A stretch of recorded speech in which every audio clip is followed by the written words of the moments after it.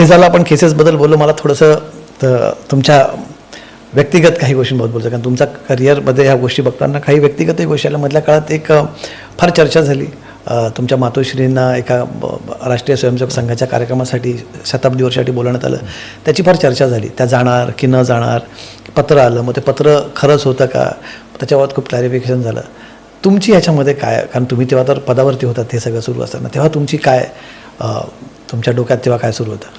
नाही, माझ्या डोक्यात काही सुरू नव्हतं. माझ्या आई म्हणजे सी इज नाव अबाव 80, त्या सामाजिक कार्यात, एज्युकेशन कार्यात कार्यरत आहेत, आणि त्यांना कुठल्या कार्यक्रमाला जायचं नाही जायचं हा त्यांचा निर्णय त्यांनी घ्यायचा.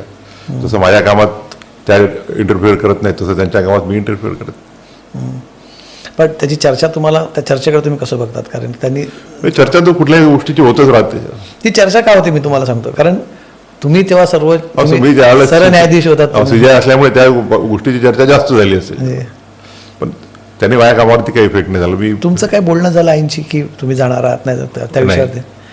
तुम्हाला वाटलं तर बोलावं आपण आईंशी, या काही काय कॉन्ट्रोवर्सी नक्की होते? नाही, त्या स्वतःचा निर्णय त्यांनी स्वतः घ्यायचा आहे. म्हणजे परत त्या समजा तिथे कार्यक्रमाला गेल्या असत्या तर तुम्हाला त्याचं काय, तुमचं काय रिॲक्शन? आता जर तर विचारू नये असं, पण नाही, तो त्यांचा प्रश्न आहे. आता माझा भाऊ राजकारणात त्याचं त्यांनी त्याच्या राजकारणात त्यांनी त्याचं काय करावं त्याचा प्रश्न आहे.